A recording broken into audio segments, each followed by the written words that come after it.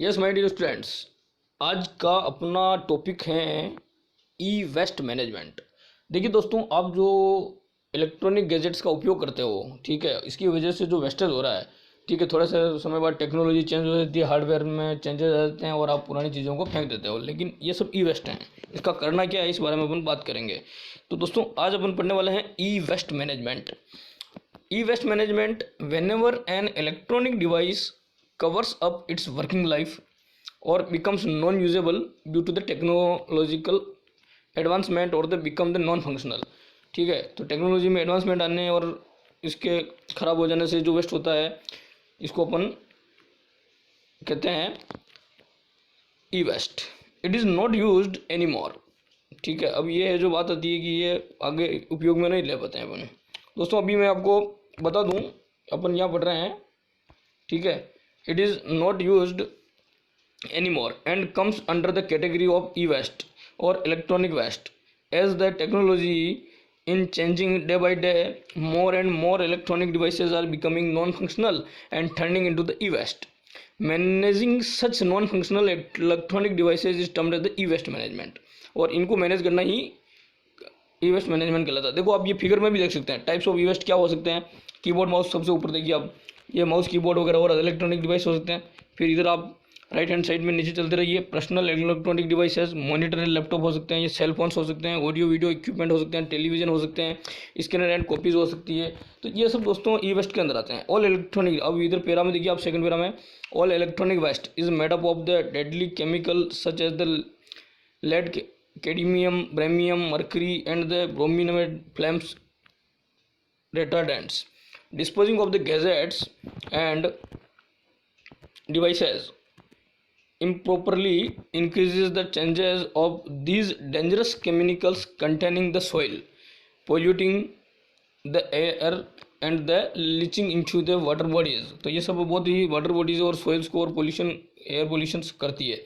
When e-waste is the disposing in the landfill, it tends to the leach and water passes through it, the picking up trace elements or the containment landfill water then the reaches the natural ground water with the increased toxic levels। इससे toxic level बढ़ता है and can be very harmful if it is enters any drinking water sources, और ये अगर drinking water sources में जाता है तो नुकसान करता है। दस ई वेस्ट, इस प्रकार e waste if not managed properly causes several problems to the environment as well as to the living organism. अब बात आती है दोस्तों ई वेस्ट हैजार्ड्स। ये जो ई वेस्ट हैजार्ड्स होते हैं, इसमें कौन कौन से खतरे हो सकते हैं ई वेस्ट की वजह से। तो ये देखो, सबसे पहले इन्वायरमेंट पर पड़ने वाले हैजार्ड्स की बात करते हैं अपन। इन्वायरमेंट में कौन से खतरे हो सकते हैं? नंबर एक, acidification of the soil, soil का एसिडिफिकेशन हो सकता है, एयर पोल्यूशन हो सकता है, पोल्यूशन ऑफ ग्राउंड वाटर भी हो सकता है, और landfills with the lead and heavy metal की वजह से भी ये इन्वायरमेंट पर प्रभाव डालती है।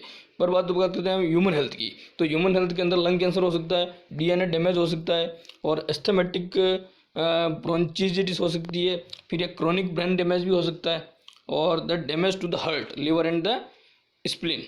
ये दोस्तों सबसे बड़ी प्रभाव डालते हैं ये। अब बात आती है दोस्तों को, despite having an eco-friendly approach, recycling usually leads to the overpass shipping, the dumping to the gadgets in pits, or worse still some recycling companies ships e-waste to the third world countries। तो कुछ e-waste कंपनियां भी हैं, तो ये इसका waste को management करती है। अब देखो, a lot of children in the such countries earn their livelihoods by scavenging gold, silver, iron and the copper from the tech waste, while it is harmful for their health। Countries that are used as dumping ground usually have the high rates of the cyber crimes, as the salvaged hard drives can give the criminal direct access to your personal files or the information। now देखिए, आप photo से भी देख सकते हैं, ये जो आपका सबसे पहले आप देखिए, आप इलेक्ट्रॉनिक वेस्ट आइटम्स है ये आपके। 2 नंबर पे आपका, इसको आप जो आइटमाइज कर रहे हो, और 3 पे इसको आप सिक्योर ट्रांसपोर्टेशन की ई वेस्ट की तरह ले जा रहे हो। E waste is the delivered to the secure facility पे जाती है। Now items are the disassembled होते हैं वापस ये, और now the batteries and the cartridge are recycled होती है, और the remaining items are shredded होते हैं ये आपके, और shredded materials are the sorted and recycled होते हैं।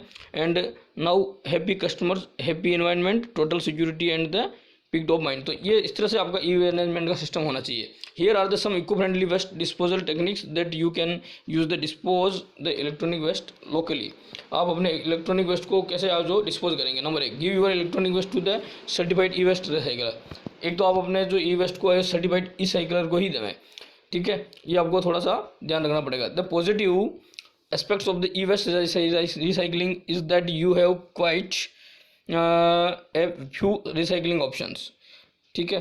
you need to find e-waste recycler which is officially certified by the Basel Action Network, BAN. Basel Action Network के द्वारा जो सर्टिफाइड ई वेस्ट जो होता है उसी को देना चाहिए। और ban is a non-profit organization of the recycling companies dedicated to the recycling e-waste in the safe and the responsible way. All members have to make a pledge and display their pledge and responsible recycling. So working alongside a certified recycler means that you don't have to worry about the polluting another nation or risk losing your personal details of the criminals.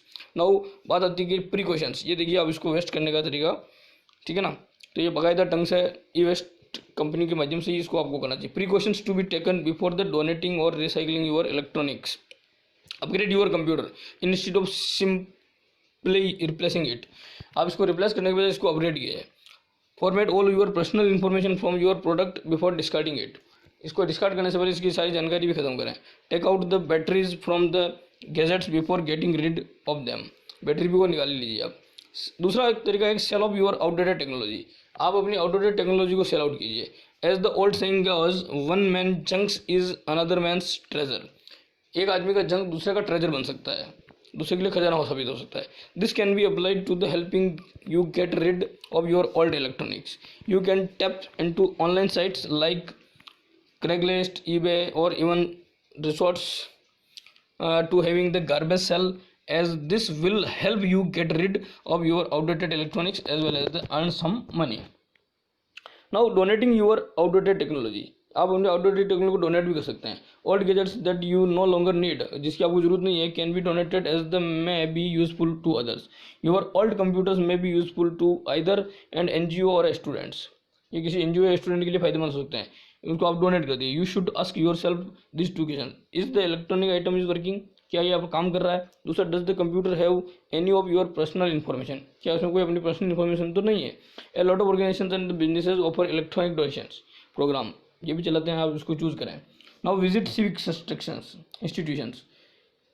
Now inquire amongst your local government, universities and schools of the recycling programs, and run as a lot of the organizations have they started assigning a certain day and place for the environmental conscious citizens to come and drop your e-waste. तो आप इस तरह के civic institutions के द्वारा चला जाए e-waste management program में भी जा सकते हैं। Give back to your electronic companies or leave at drop off points. आप इलेक्ट्रॉनिक कंपनी को भी है जो आप गिव बैक कर सकते हैं। A lot of electronic companies tends to have an exchange policy. बहुत सारी कंपनियां एक्सचेंज पॉलिसी भी चलाती है। और the take back your old gadgets when you have buy the latest versions. तो आप इस तरह से है जो एक्सचेंज कर सकते हैं दोस्तों। तो ये आप a few recycling companies have set up electronic drops of initiatives along with the drop of the points and of the products such as cell phones, ठीक है, और टैबलेट्स वगैरह जो भी हैं आपके, इनको आप एक्सचेंज कर सकते हैं। Now safe guard. अब बात आती है आपकी सेफ गार्ड की। तो ये आपकी सेफ गार्ड की अगर बात करें हम, तो आपको ये थोड़ा सा ध्यान रखना है। Safe guard both of the environment and your sensitive information. आप अपने सेंसिटिव इन्फॉर्मेशन का भी ध्यान रखें और सेफ गार्ड के। तो electronics are the important part of the our lives today, but the flip sides is the e waste and comes with it. So make sure to format your electronic devices before disposing them in the proper manner. अब बात आती है दोस्तों health concerns की। अगला topic है अपना कि ई वेस्ट के बाद health concerns related to over use of the technology. अगर आप टेक्नोलॉजी का ओवर यूज़ करते हैं तो क्या क्या हेल्थ कंसर्न्स होते हैं, ये बारे में अपन बात करेंगे दोस्तों। तो देखिए, technology can have a large impact on users mental and physical health. बहुत इंपॉर्टेंट प्रभाव डालती है ये। Being the always of connected can cause psychological issues such as the distractions, narcissism, expectation of the instant gratification, and even the depression. Now, besides affecting users' mental health, use the technology can have the negative repercussions of the physical health or causing vision problem and hearing loss and the neck strains. ठीक है, इस तरह की बहुत सारी problem हो सकती है दोस्तों। तो अब देखिए अपन फिजिकल प्रॉब्लम कौन कौन सी हो सकती है इसकी वजह से, टेक्नोलॉजी के ओवर यूज की वजह से। Number 1, repetitive strain injury. The pain exist even when resting and as a result of the becomes very difficult to accomplish even easy and ordinary task। दूसरा होता है कार्पल टनल। स्ट्रेन के अलावा आपका carpal tunnel यानी कलाई में भी आपकी दिक्कत आ सकती है, हाथ की कलाई में। This is the illness caused by the injuries and that occur due to the forces on the median nerve found in the wrist। Its symptoms include the tingling in the hand and fingers, a feeling of the lethargy, sudden pain in the wrist and arms, and sometimes even in the shoulders, neck and the body। Now computer vision syndrome। computer vision के अंदर भी आपको कहता है experts believe that the people blink their eyes more frequently while using computers than they do otherwise। तो ये जब आप कंप्यूटर पर बैठते हो तो आपकी आंखों का ब्लिंकिंग कैपेसिटी भी बढ़ जाती है। That this the can the cause of the various eye and the vision related problem. Now the radiations. Computer screens produce the radiations of the various types. तो ये इससे भी आपका है जो causes the headache and the inattentiveness भी हो सकता है। नाउ फिफ्थ देखिए आप स्लीपिंग डिसऑर्डर भी हो सकते हैं, डिक्रीज इन द प्रोडक्टिविटी और लॉस। सिक्स देखिए आप loss of the attention and the stress. Now psychological disorder. अब साइकोलॉजिकल डिसऑर्डर भी होते हैं fear of technology. Fear of technology, technology का फियर भी रहता है आपको। कंप्यूटर एंग्जाइटी होती है, इंटरनेट एडिक्शंस पे आ जाते हैं। अब इंटरनेट एडिक्शंस की अगर बात करें दोस्तों तो क्या हो सकते हैं। एक तो ego surfing, an illness of the regularly searching for one's on name on the web and checking what information is available on the net. तो ये भी एक ईगो सर्फिंग की भी प्रॉब्लम रहती है इंटरनेट एडिक्शंस में। Now in pornography, the word derived from the pornography, ये भी वहीं से आया है, पोर्नोग्राफी से आया है। And the information and pornography से बनता है infornography. Describes the state of trying to show the hunger for the information on the net. तो कोई भी चीज़ इन्फॉर्मेशन की जो हंगर होती है वो आप नेट पर ढूंढने बार बार, वो भी एक प्रॉब्लम आती है। Now blog streaking, a desire to spread information online that should not be known to the everybody. और ब्लॉग स्ट्रीकिंग भी होती है। अब आप देखते हो कि बस ये सब ये इन्फॉर्मेशन मेरे पास ही है और आप उसको जो स्प्रेड करना चाहते हो, तो ये जो प्रॉब्लम होती है ये भी आती है। YouTube narcissism, constantly uploading one's own videos in order to introduce and make themselves known to the others।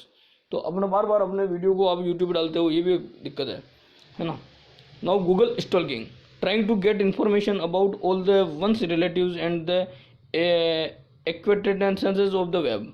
तो ये गूगल स्टॉकिंग की भी प्रॉब्लम है। Photo lurking, looking at the photo albums of others on the net, बार बार दूसरों के profiles को खोल के उनको फोटो देखना वाली ये भी प्रॉब्लम आती है। Now wikipediholism, now contributing to the internet include Wikipedias on sending someone's on writings and revising the parents text present text. तो ये सब जो प्रॉब्लम्स दोस्तों आती है तो ये सब आपकी इसकी वजह से होती है। Now in order to avoid this problems